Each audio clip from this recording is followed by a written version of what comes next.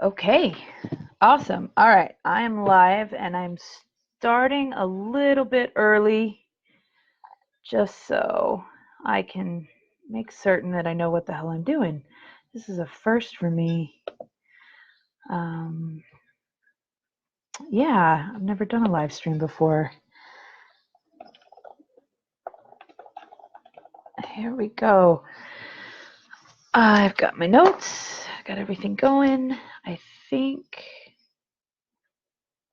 yeah, this should work out. All right, I'm going to add a poll here. Question, do you?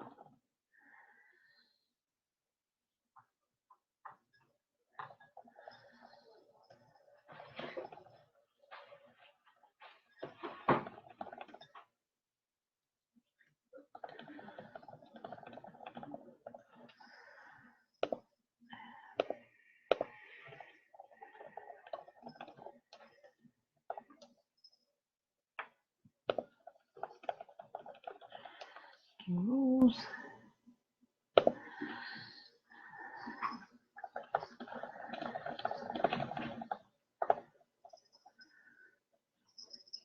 There we go. Okay. Yeah, allow that to go. That's pretty cool.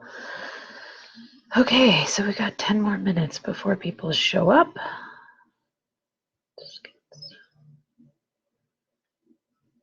Sorry, I had to test this, so just kind of trying to get the email cleared out a little here. And onto my regular Facebook page. There we go. Okay, gonna share stuff.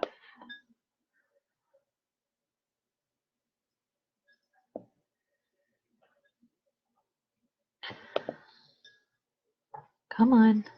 I'm really new at this, guys.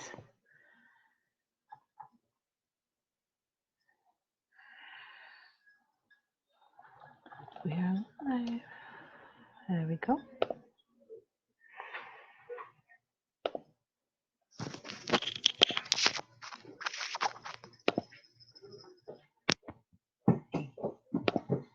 All right, trying to get all this figured out here.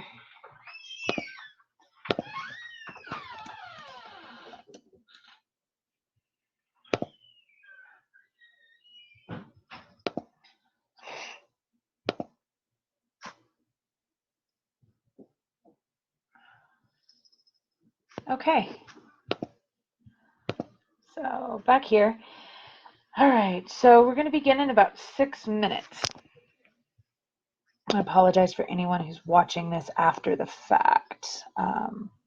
Because, yeah, we're just going to talk about backpacking and everything. And I started it a little bit early because I wasn't sure what I was doing. And I wanted to make sure that I got everything in order. So if you're watching this after the fact, you can just fast forward about 6 minutes and you'll be fine. I'm afraid to turn it off and then turn it back on again, see, because I don't know what I'm doing. Great outdoors, I'm great, but here, not so great. And the cat's drinking water right next to me. Good job.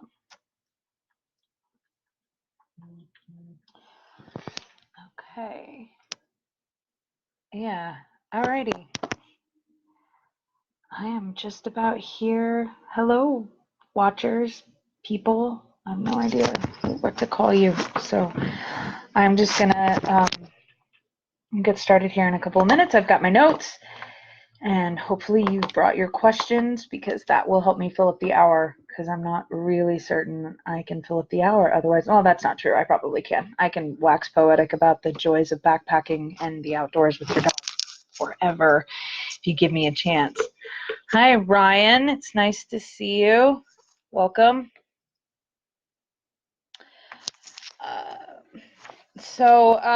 Yeah, we'll get started here in just a couple of seconds. I'm going to make some more notes.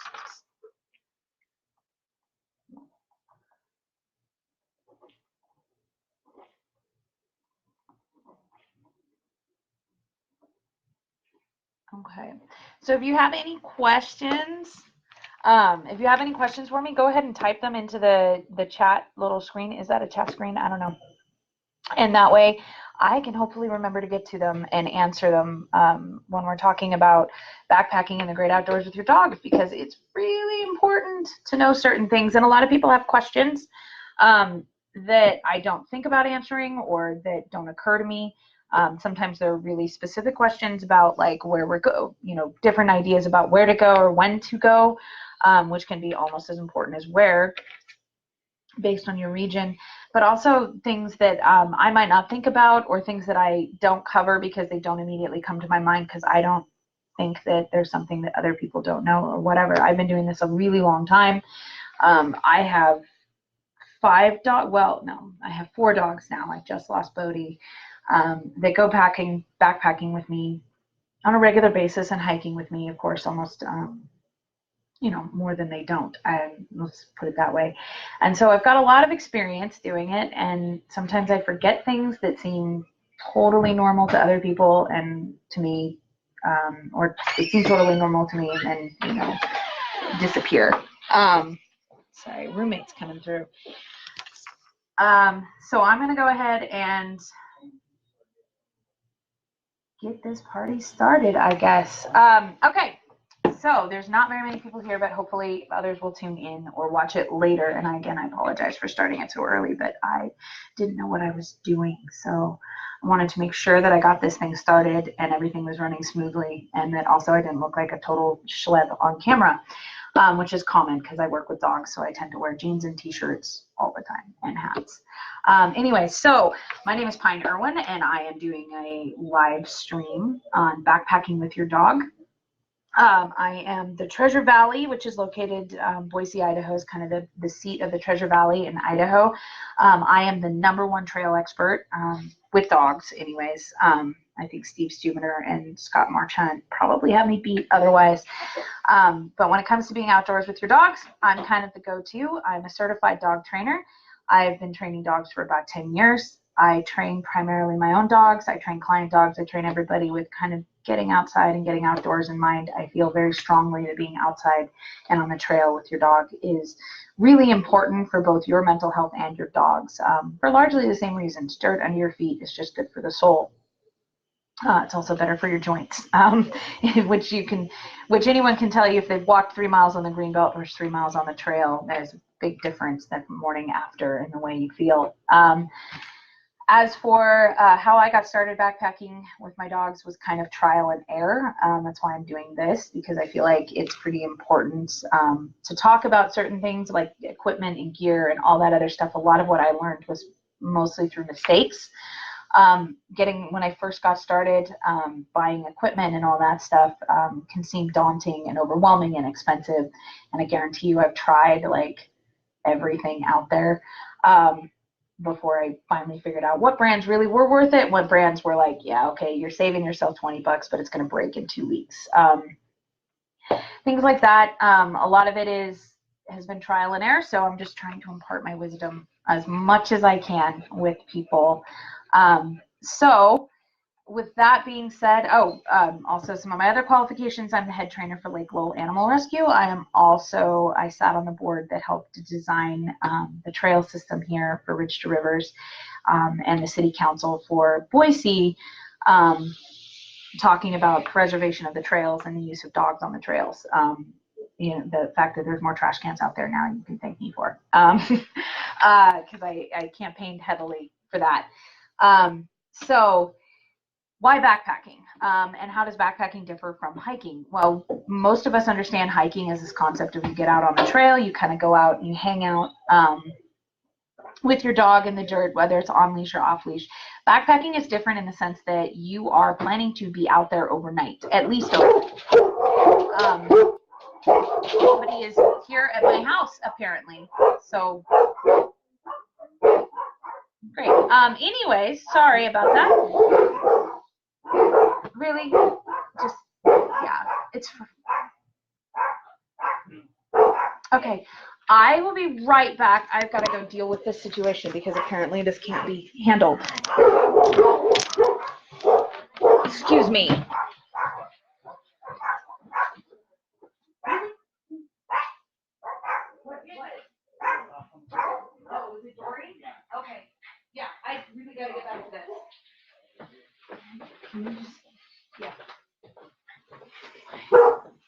Mango, come on.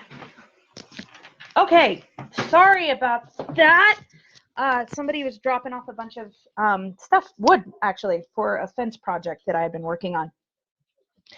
Okay, anyways, backpacking, how does backpacking and hiking differ? Obviously, backpacking is the intent to stay out at least one night. It's a lot harder than people think it is. The weight of your pack matters, where you're going, what you're wearing on your feet, what you're wearing, what you packed in your bag, what you plan to eat. All of that is kind of important in terms of our comfort while backpacking, but it's also important in terms of the dog's comfort. And there's a lot of things that people learn over the course of what works for them, what doesn't work for them. I can't tell you there's a one size fits all. I can just give you kind of my baseline and my guidelines for what to do and where to do it. I kind of feel like even if you can only start backpacking overnight, which oftentimes these days, because I'm so busy, that's kind of where I'm at, is just overnight.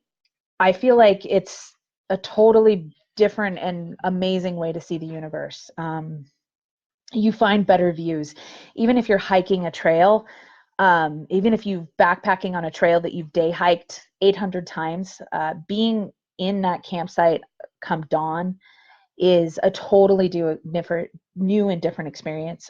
Those trails that you know backwards and forwards are completely different at night once the sun goes down.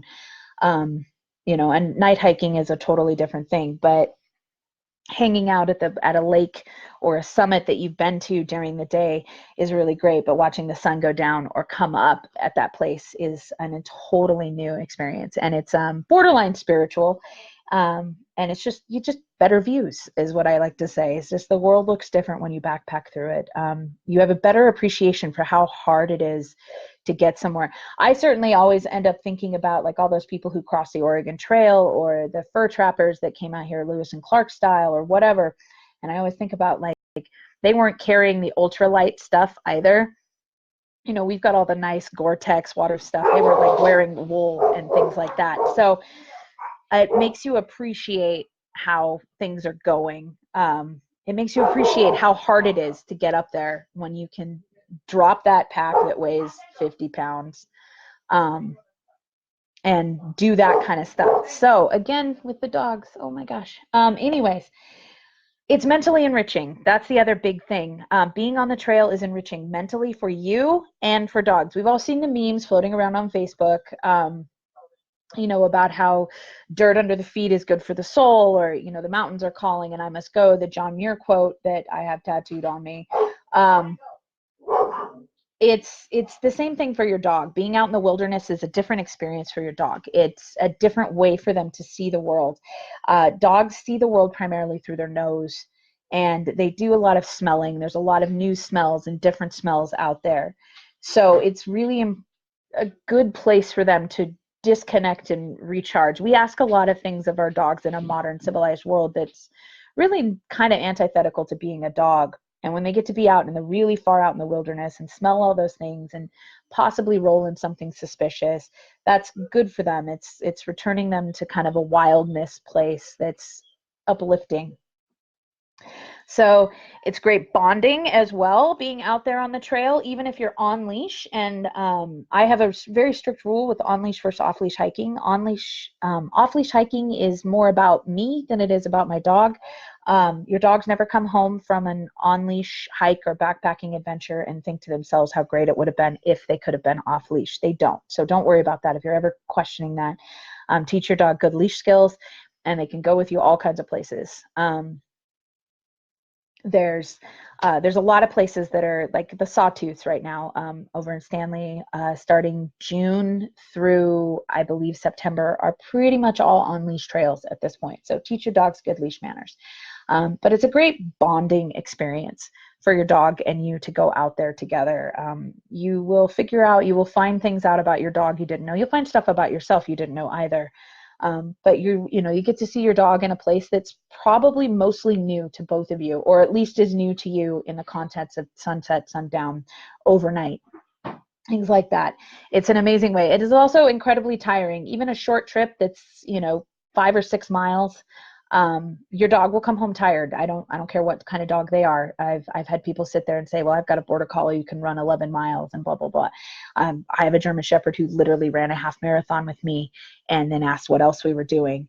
And she comes home from even an overnight trip. She comes home tired. So it's mentally very, very stimulating and enriching, as well as physically enriching, obviously, for the same reason that it is with us.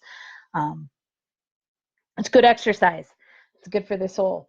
And it's a great way to what I like to call disconnect and reconnect. So we like to disconnect from modern society in terms of allowing us to turn off the cell phones, because there's a lot of really, the best backpacking spots don't have really good reception.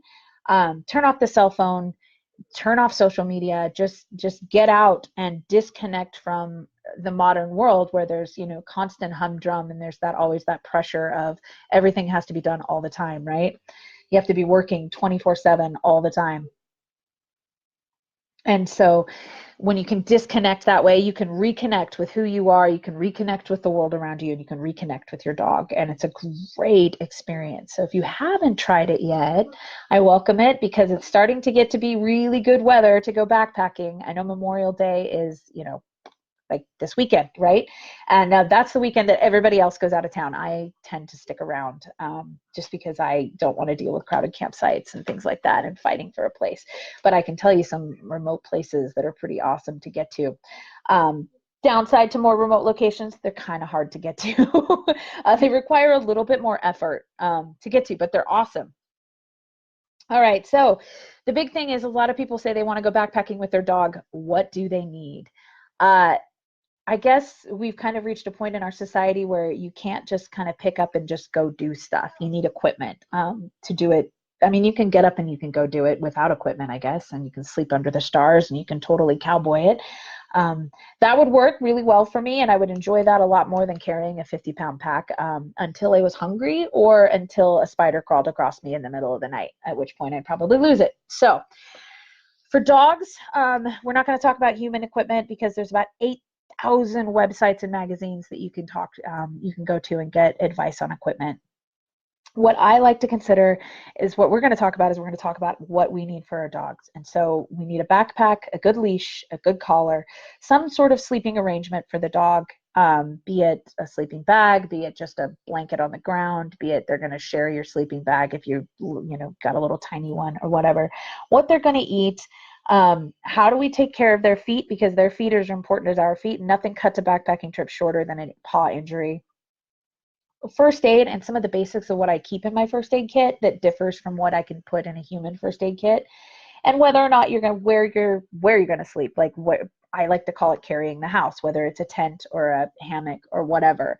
That varies wildly based on where people are backpacking and what their expectations of backpacking are. So we'll start with backpacks, because I feel like this is kind of a category where a lot of people end up spending a lot more money than they need to, myself included. I probably spent a small fortune on backpacks trying to figure out which backpacks were going to work best. And the reality of the situation is it would have saved myself a lot of time, a lot of hassle, and a lot of money overall if I had just spent the money up front for, and I'm going to recommend it, and I'm going to fully disclose that I don't get any kickbacks or anything from the company, Roughwear. I recommend Roughwear. There's a couple other companies that I'll talk about here briefly too, but I recommend Roughwear because their fit is phenomenal. Their quality of their equipment is pretty hard to beat. Nobody makes anything better. The other two companies I'm going to talk about make things that are very comparable. Their variety of products are much better, are superior. I love the options that I have with Roughwear backpacks. There's 3 basic types. There's the Single Trek, the Approach, and then the Palisades. For backpacking, I recommend either the Approach or the Palisades, and I have 2 different theories on those.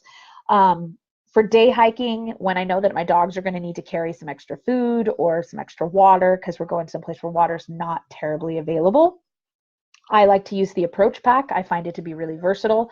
I find it to be good. It's a low profile design. It's very sturdy. It comes in bright orange or bright green. Both colors stand out really nicely in the wilderness, so my German Shepherd never gets mistaken for a wolf. The other pack is the Palisades. Now the Palisades is designed specifically for backpacking, and it's for multi-day trips. I find that it's kind of overkill for overnight trips or even just a couple of days, and it's really overkill for hiking. So if you want one pack that can kind of do everything, I recommend the Approach. But the Palisade's nice because the packs are removable.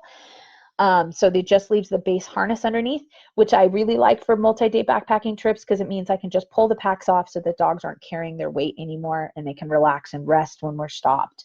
I can also pull the packs and, keep them if we're going to cross something weird where their balance might need to be better. The key with packs when backpacking is balancing your weight, making sure what's in one side is equal to the weight and the volume of what's in the other.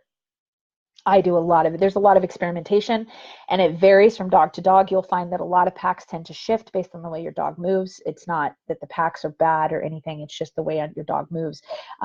Most humans, dogs aren't completely symmetrical. One side is not exactly identical to the others. There's usually a little bit of difference between them. So there's some adjustment.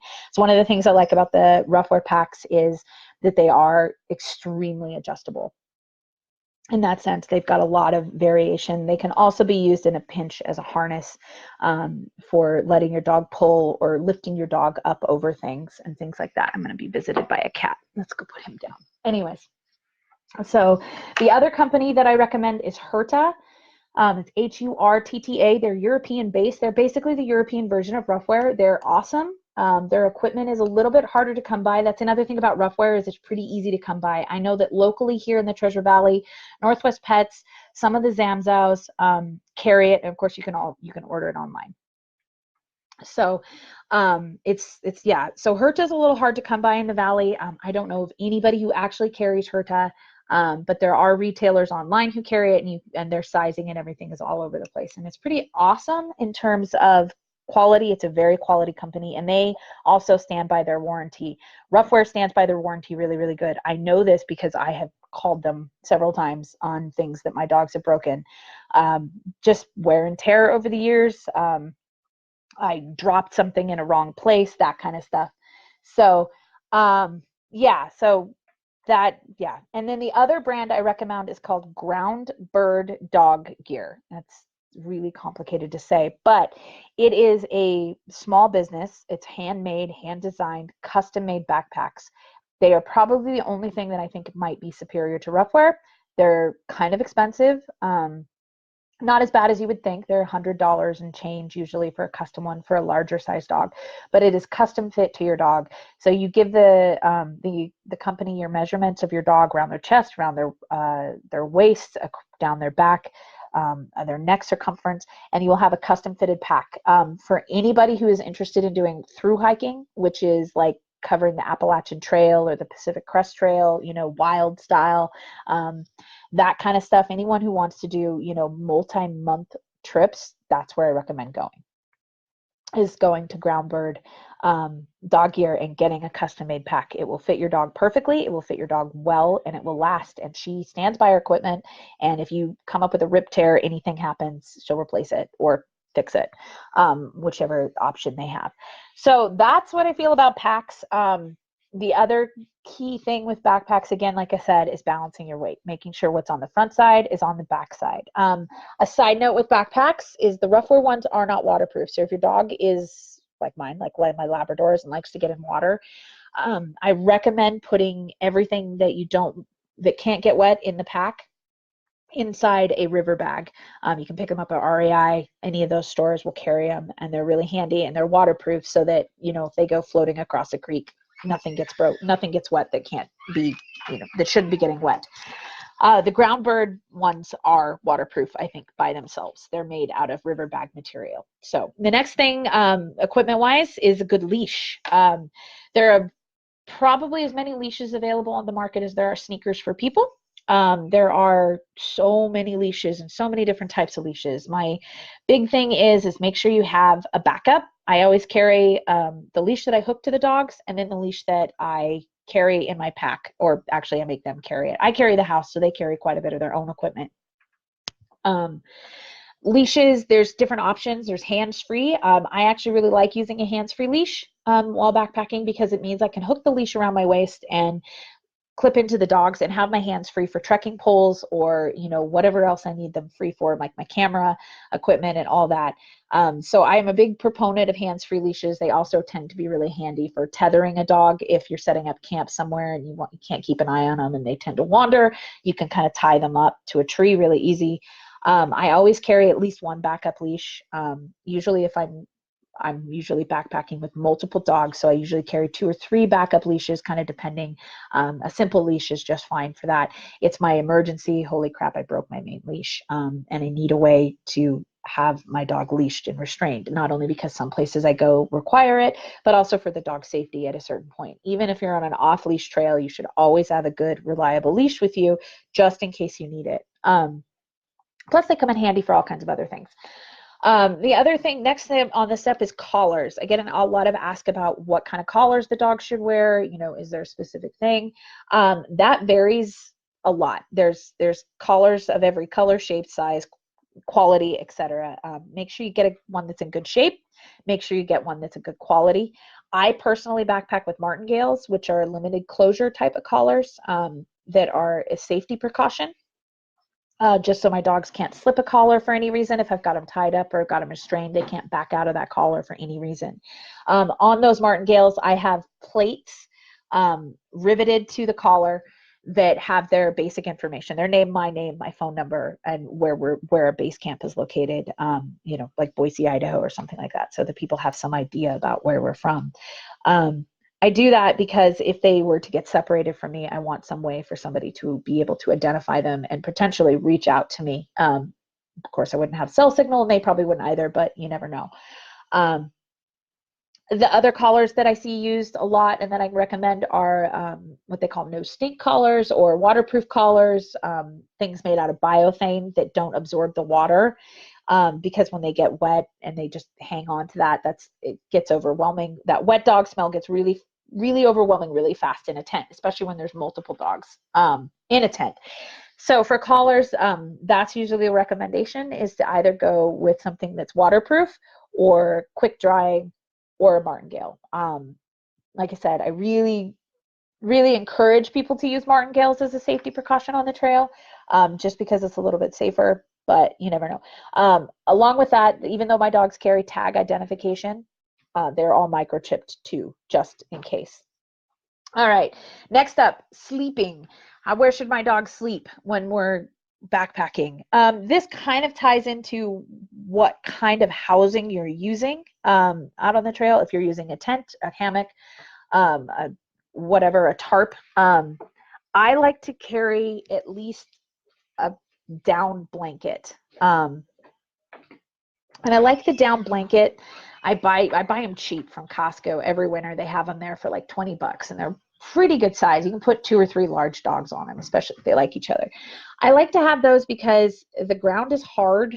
The ground is unforgiving, and the ground can get really cold, especially for early and late season hiking or backpacking. At night, it can get really cold, and that little bit of insulation between them and the earth can make a big difference in how well they sleep, because dogs get cranky when they don't get enough sleep too. So, and it's just for their own comfort. I mean, they work hard getting up that trail. I kind of figure for every mile I do, my dogs probably do 2 or 3 more than I do, especially if they're off leash, just because there's, back and forth and around in circles. They also make cheap foam pads, which I find are really actually quite nice. They're a little awkward to strap onto the dog, and I end up using a lot of bungee cords and things like that to get them on there. But they're really nice, and they often have a reflective side, and you can pick them up used really cheap. Like I picked up the ones that I use for my guys early and late season. In the summer, I don't worry about it. I just stuff the down bag in there, and I'm like, yeah, that'll be enough. But in the early and late season, I use these insulated pads, and they're super thin. They're only about like that wide, that thick, and they fold up in this nice accordion style, and they're super lightweight. And I got them for like $2 each at a yard sale or something. So you can find that stuff used on sale super cheap, especially as most human backpackers are moving into using inflatable pads and things like that, because they're more comfortable and they condense down to smaller packaging. All right. So since we're talking about sleeping, we're going to segue into tents.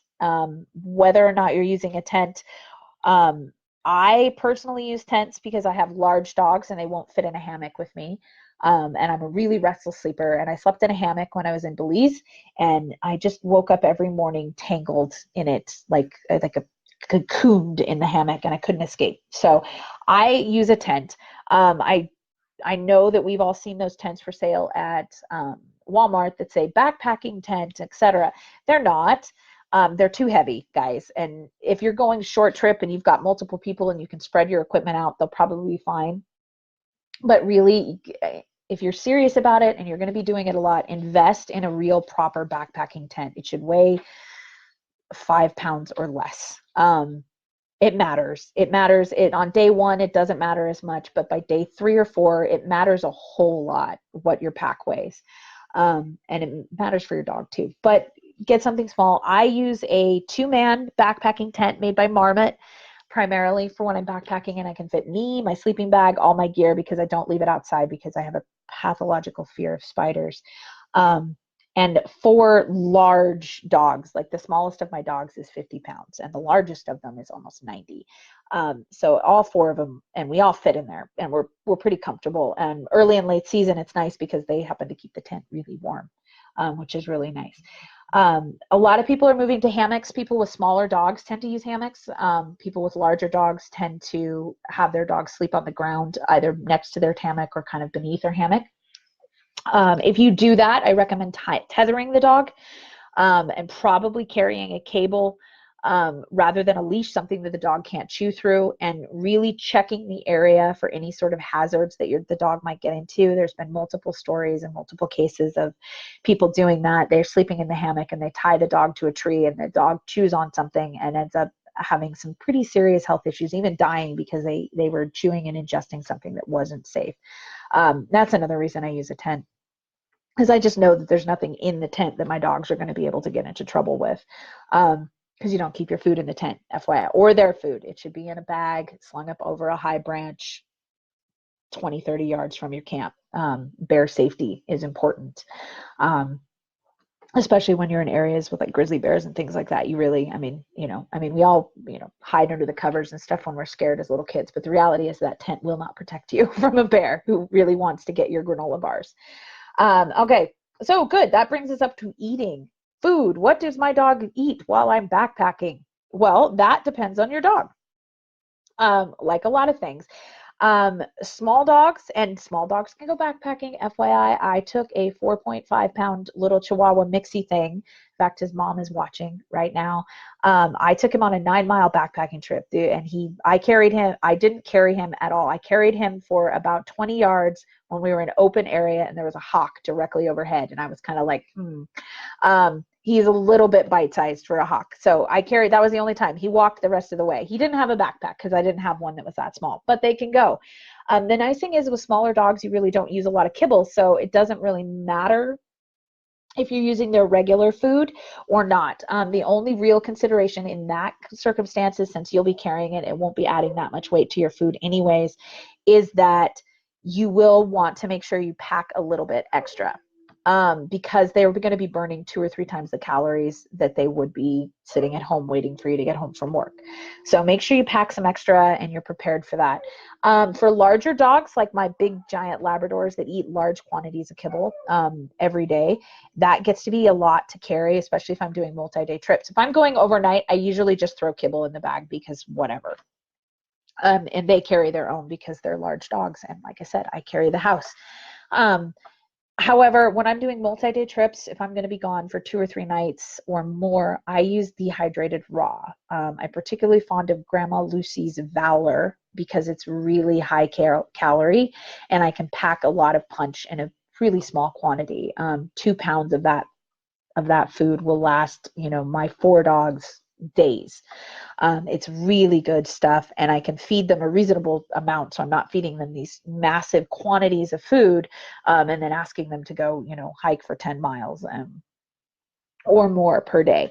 So it's dehydrated raw is usually my go-to. It's calorie dense and it's super lightweight. All you got to do is warm up a little bit of water on your camp stove, soak it, and then, feed it, and it packs a big punch and it saves a lot of weight. And again, my dogs carry their own. However, at night, make sure that that food gets put in your bear bag and tossed up in the tree. The other thing along with eating is bowls. And I should have grabbed it before I started this, but I will tell you that the little collapsible silicone bowls that we all see made by Kurgo, they're for sale in like every pet store on planet Earth. They suck, guys. They're really not very good in terms of long-term consistent use. Even Kurgo, they're just not very good quality. They do stand behind their products though, and I did get a full refund for the 4 that broke. And so I really don't recommend them. I don't use them anymore. What I do use is called a camp bowl, and it's made by Seattle Sports. You can buy it online. I think in terms of locally here in Idaho, Idaho Mountain Touring carries the company. I don't think REI does. And so it's made by Seattle Sports. It's about $14 a bowl. They're pretty good size. You're gonna see them. They're good size, so they're suitable for large dogs. So what I do is I get them, they're about $14, I want to say. They come in like blue or green. They're made from the bottom of a river bag. They are 100% waterproof, so you can hold water in them. You can keep them as a water dish. You can feed out of them. They are really super easy to clean. I literally just put them in some running water, rinse them off, stuff them in the bag, and they are virtually indestructible. I just crunch them up into little tiny balls and shove them at the bottom of the bag.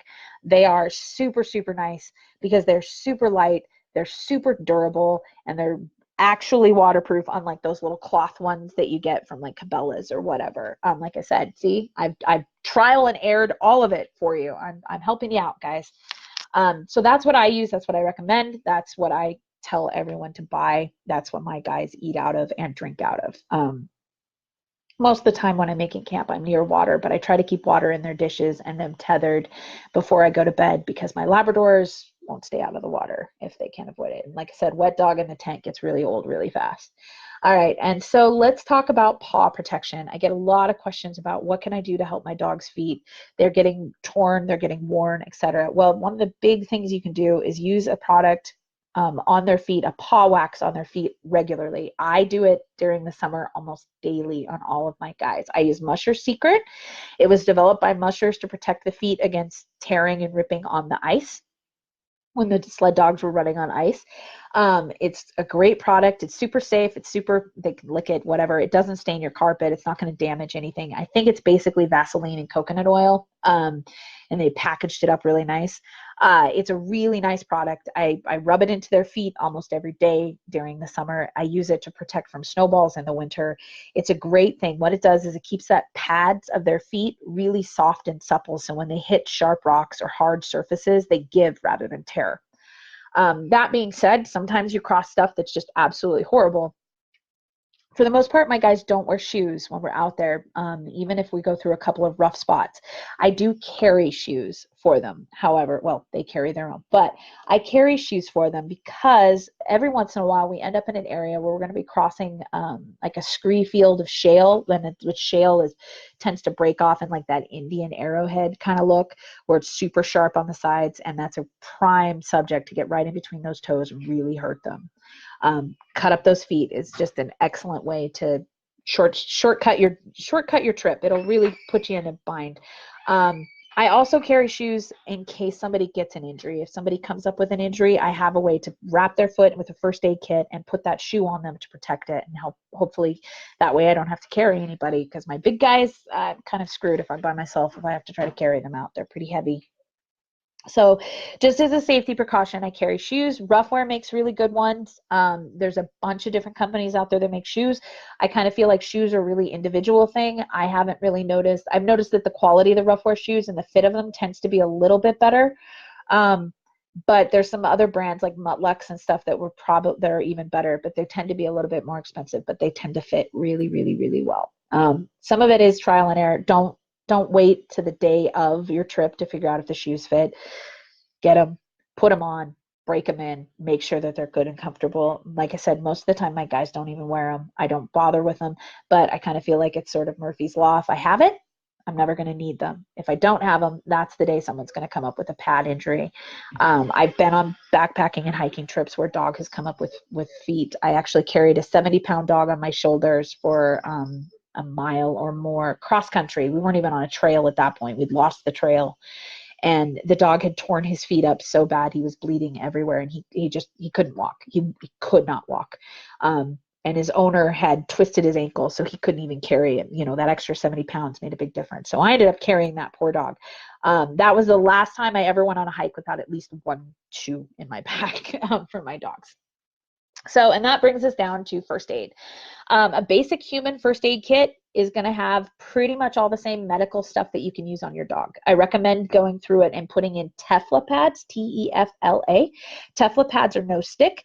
They're really handy. They typically, most basic first aid kits don't really carry them. They're good for people too, but they're the kind of gauze that you can stick on an injury that won't stick to the injury, so that when you peel it off, it doesn't reopen anything. Particularly helpful with dogs. Another thing that I carry in my first aid kits is I always put in doggy ibuprofen, Vetprofen, Rimadyl, whatever you want to call it. I always carry some of that just in case somebody's hurting or sore. Benadryl. Not only is Benadryl awesome for us, Benadryl is great for dogs. It can help with all kinds of things: bee stings, swelling, allergies, whatever. It's 25 milligram. It's 1 milligram per pound of dogs. So typically Benadryl comes in 25 milligram pills. For a 50-pound dog, it would be 2 pills, up to 3 to 4 times a day. The Benadryl's got a real short lifespan, but it's very handy in an acute situation. The other stuff I carry is Vetricin. I carry a small bottle of it. It's kind of expensive stuff, but it's a veterinary spray. D&B carries it. Most tack stores will carry it. Most places that have, horse stuff. It's a horse product. I carry it in a little tiny bottle. You can just buy the larger stuff and put it in a smaller bottle, a little spray bottle. It's great for wounds. It helps clean wounds, disinfect, that kind of stuff. So minor scrapes and bruises, minor scrapes and stuff can be. I also carry this product called Green Goo, made by Sierra Sage, REI, Idaho Mountain Touring, Cabela's. Everybody pretty much carries it now, but it's all natural Neosporin. I love it. It's great for nicks, cuts, scrapes, burns. It's really just a handy product that I stick in all of my first aid kits. Other than that, I don't typically carry a lot of extra stuff that's geared towards the dogs. I check my first aid kit every time I go out. So when I'm packing and everything, I double check my first aid kit, make sure I have all my extra stuff, make sure I've got a plenty of supply of tape and things like that. Oh, that reminds me, vet wrap. Vet wrap you can pick up at any horse store, any feed and tack store, D&B, Legacy, all those places locally that carry it. Highly recommend. It is a great product. It's insanely useful for people and for dogs, and it's a non-sticking, self-adhesive, wrap your injury up kind of product. Okay, so that's the equipment. If there's something I didn't cover or forgot to cover, I apologize. You can type in the little message and let me know, and I can answer your question right away. I feel like that gives you a pretty baseline. Most people who are pretty adventurous with their outdoors or doing a lot of hiking have a lot of this stuff already, and they just kind of need to know how to pack it into your bags. So that brings us to, how much weight can your dog carry? The general rule is that if you're going to be out at a distance longer than 10 miles, 10 to 15 miles, your dog can carry about 10% of his body weight. So if you've got a 90-pound dog, he can carry about 9 pounds any distance greater than maximum about 15 miles.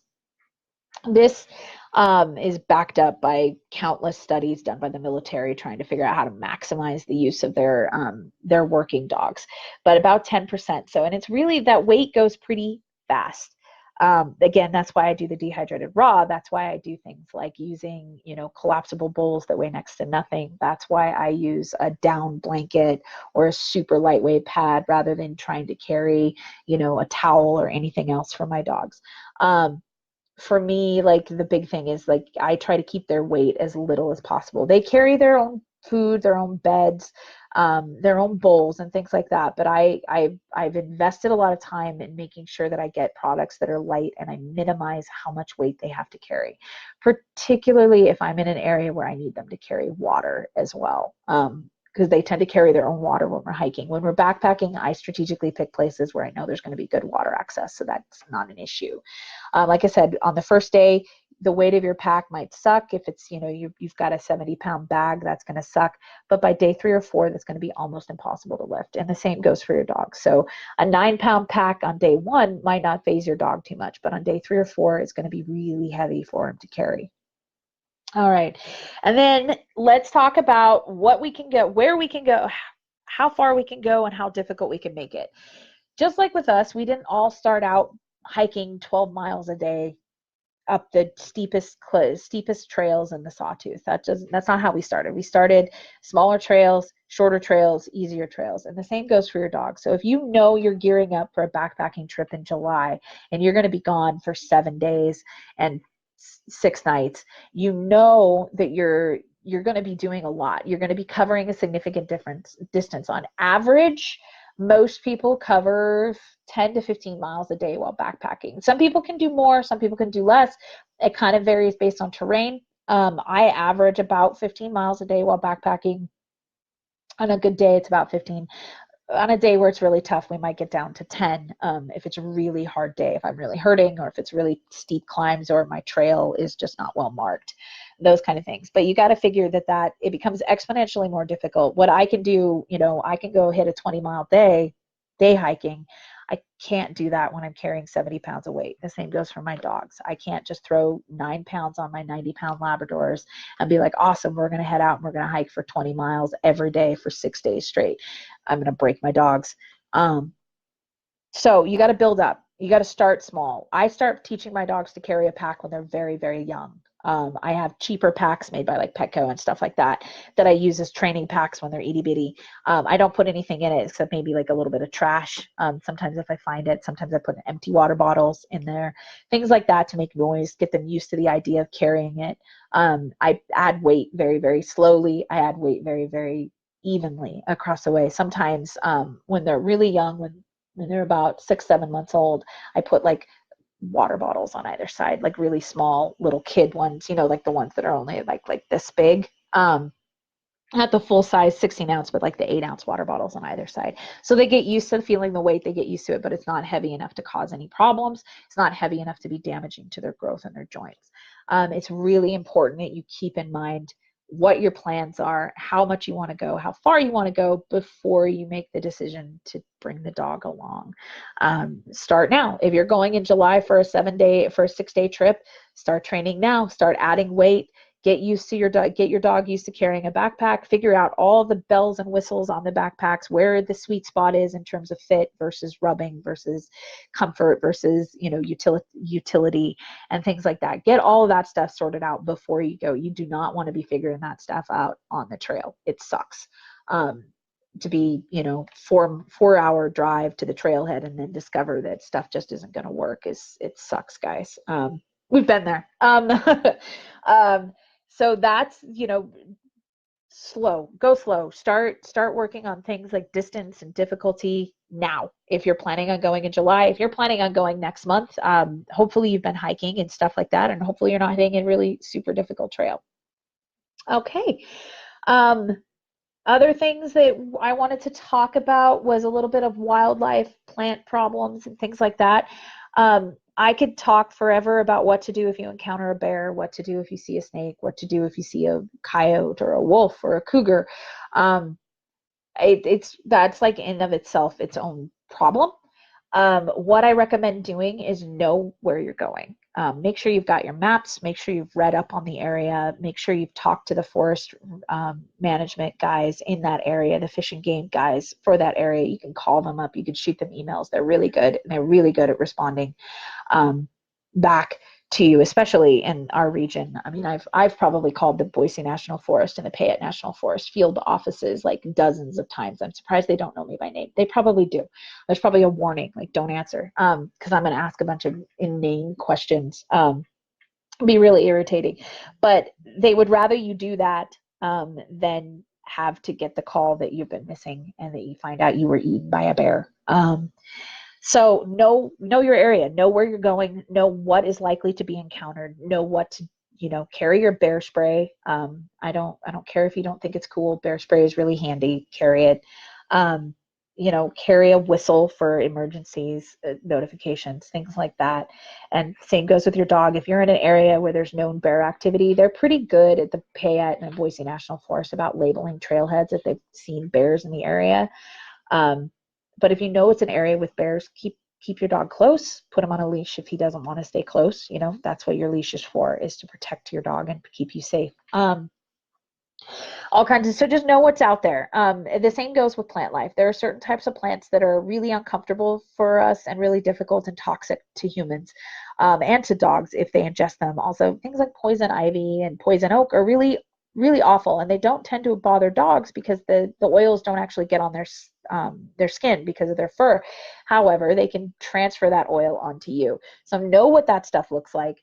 Know if it's in the prevalent in the area ahead of time, and be prepared to deal with that.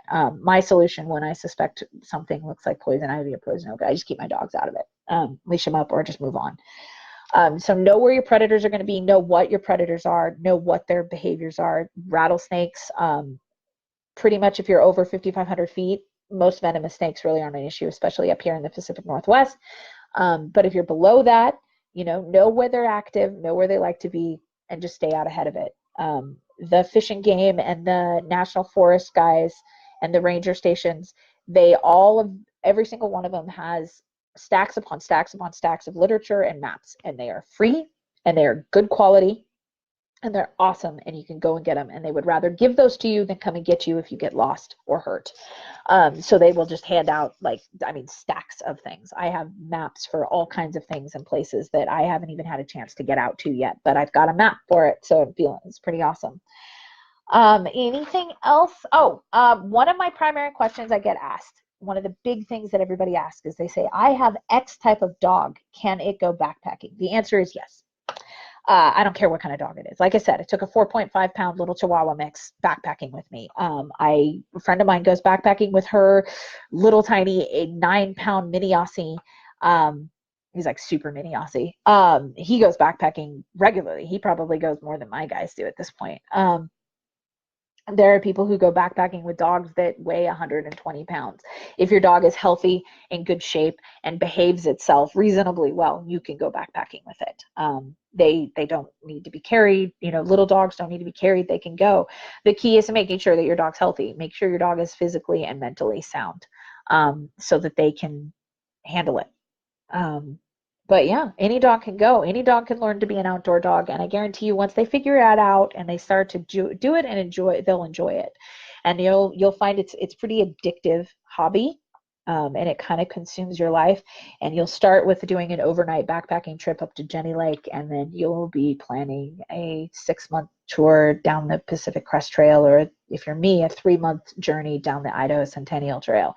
So so once you get started, you're in. You're stuck. But it's pretty awesome. It's a pretty amazing way to go about seeing the universe. And there are some really, truly amazingly beautiful places in this world that are only accessible on foot.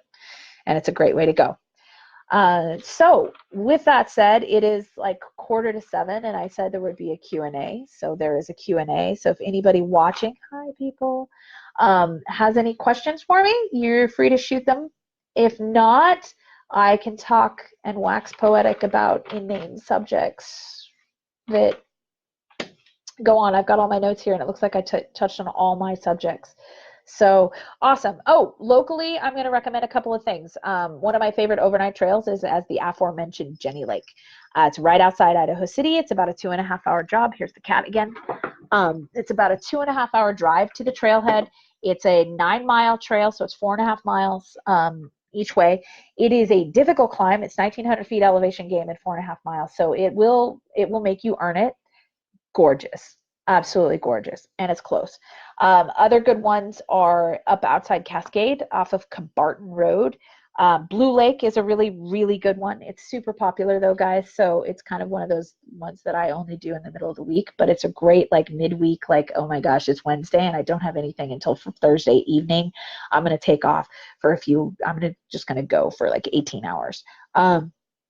Blue Lake is super easy. It's a mile. It's a mile down and a mile back in. So it's a 2 mile trek. It's pretty steep climb, but it's pretty easy climb in terms of it's got a lot of rocks. So it almost feels like you're going upstairs.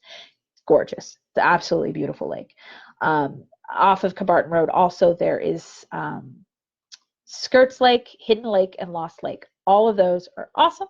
All of those can be done as a loop or individual day trips. They are beautiful. They're amazing. They're wild, cool places. And again, there's good water access because they're not super long trails. I think I want to say it's like only 5 miles round trip to get to Skirts, excuse me.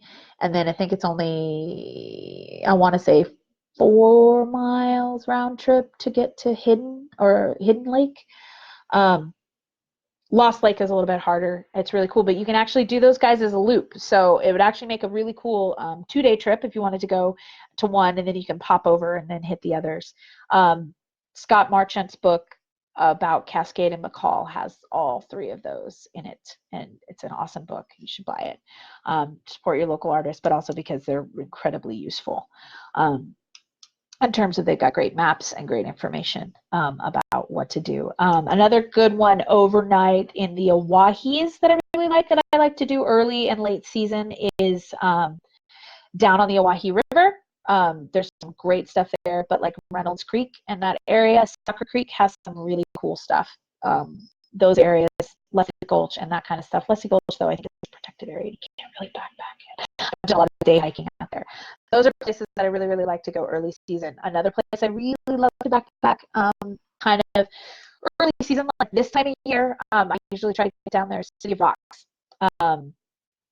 City of Rocks has some amazing, cool stuff in it, guys. If you've never been, highly recommend you try it. Even if you just go for camping, there's some great campsites and stuff there, but you can backpack through it and find primitive spaces to go. Those are some of my early seasons. Later in the year, one of my all-time favorites that I love to do every year is Loon Lake, outside McCall. I love that place. Oh, also Rapid River, but I do Rapid River early. Even now, well, because we've had so much rain, you're probably okay. Rapid River is outside Riggins. It's beautiful. It's it's a totally doable as a day hike. It makes a great overnight. It's about 4 or 5 miles in one way and about the same distance coming back. It's not too bad elevation gain. There's some elevation gain towards the end, up to Potter's Flat. And it's this great, beautiful area for backpacking. It's an amazing spot to set up camp, and there's some wonderful views. But I do not recommend it in the dead of summer because there's a lot of rattlesnakes in that area. So it's an early and late season one, but it's a really good one to go to. Both of those times. Another late season, everything in the Sawtooths. So just pick a spot. The Sawtooths are probably one of my favorite places on planet Earth. It's probably one of the most beautiful places I've ever seen, to be honest. And hiking back up in there is amazing. Alice Lake is, of course, the big one that everybody goes to. It's amazing, but Sawtooth Lake is also gorgeous. Anything that you cross redfish to hit is really cool. The Sawtooths have an endless supply of lakes and an endless supply of backpacking spaces. So throw a dart and you'll probably hit one. Climbing can be tough, so you'll earn it over there, but you can do multi-day trips up there. You can do 10 days, 12-day trips easily out there. Grand Jean has some place, Barron Creek outside Grand Jean, also really cool and great overnight spices, but you can make it longer if you want to and get up further into the Sawtooth. Another spot that I really enjoy in terms of backpacking is Rainbow Basin, which is in the Trinity Lakes area. As soon as they open that place up, that I love it over there. And there's Rainbow Basin has half a dozen lakes in it. So you can make it as hard or as difficult as you want. You can do it multi-day, you can do it overnight, you can come in and come out. It's a really cool trail. They're really cool trails, and they're surprisingly not as accessed as I would expect, given how close it is to Boise. Because it probably only takes an hour and 45 minutes to get up there. And most of that's because driving up the road to Rainbow Basin Trailhead takes 45 minutes in of itself, because it's slow, windy mountain road. Cool scenery up there too. Rainbow Basin is one of my favorites in fall. I really love it, like in September. Early September is a really good time to go because the basin itself is totally wild. Plus after Labor Day, you miss all the crowds. So, because that area, the Trinity Lakes campgrounds, which is where you would start, are pretty popular throughout the summer. So, any other questions? Oh, locally, Moores Mountain is great. Stack Rock is really cool to do as an overnight. Anything in the Boise National Forest is going to be pretty accessible. Double check your trail conditions, double check your water availability. I don't filter water for my dogs. My dogs just have to tough it out, but they've got all their vaccines, so they're good. That kind of stuff.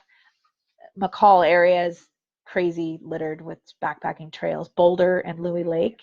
You can do it as a loop. You can do it as an overnight. You can do it as a day hike if you want to. Amazing trails. Really great backpacking. And if you're somebody who likes to fish, good fishing, which is a great way to not have to worry about carrying extra food. I'm not much of a fisherman, and I'm really not much into eating fish, so that's kind of my thing. So that brings us to almost 7 o'clock. Yay, I managed to fill a whole hour, more or less. I don't have anything else planned to say, so hopefully this got you all thinking about where you can go backpacking and how you can go backpacking. Hopefully you're coming backpacking from other areas. There's amazing stuff in Oregon. Anthony Lakes is really cool. Anything over in the Bend region is awesome. Someday I hope to backpack up the California coast just because it's freaking beautiful. I just want to do that as like kind of a hitchhiking experience, super tramp style. Otherwise, yeah, I mean, just contact your local fish and game authorities, contact your local national forest guys, figure out what the rules are and specific trails. Most national forests are pretty lenient with dogs. Pack it in, pack it out. It's kind of their only rule. But some places, it's not safe for the dog to be off leash for whatever reason, because of wildlife, because of what's in the area. National parks don't allow your dogs. Sorry. It sucks. I would love to develop a program that would change that would allow people to be like, look, my dog has passed all these exams. He's totally reliable off leash, and I'm not going to sue you if he gets killed and gored by a bull bison. But unfortunately, national parks don't allow dogs on their trails. So national parks are kind of off. However, trade secret, most of the national parks are bordered by national forests and public lands that have no rules. Same basic scenery, plus or minus a few geysers. Absolutely gorgeous. So totally dog friendly. So also Canadian national parks allow dogs. So if you ever need to get up to Canada and do it, that is a totally doable way to hit a national park. I think their rules are just on leash really for them, because Banff is a pretty popular area and you can backpack with your dog through there. So yeah, that's it. Anybody have any questions, comments, concerns? Want to tell me my hat looks awesome? Because it's a really cool hat. I love this hat. No? Okay. Well, with that being said, I know it's like 6 minutes early, but I'm going to go ahead and sign off because I've been talking for an hour, which makes me feel really awkward. And hopefully this gave you guys some great ideas. You can shoot me a message if you think of something you need to ask later. I think this will be available to watch for the next like 24 hours. I don't really know how all of that works totally. Like I said, this is the first time I'm doing this. But if we get good feedback, good responses from it, I think we'll probably do some other types of live stream stuff, going over questions, comments, concerns about other different topics. Feel free to message me or comment here if you have an idea about something you want me to talk about. I did an international podcast. Actually, I recorded it just about a month ago, and it will be out June 15th, and it's talking about dogs on trails.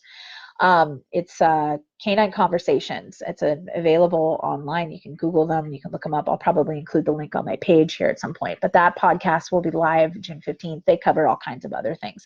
I specifically was covering trails because obviously that's kind of my expertise. So anyways, I will talk to you guys all later. This was really fun. Thank you for making it a painless experience. Nothing exploded, so I'm totally good with that. I don't think I sent any bombs off anywhere else, poking at buttons. So really cool talking to you guys. Go backpack with your dog. Enjoy the trails, and happy Memorial Day. Bye.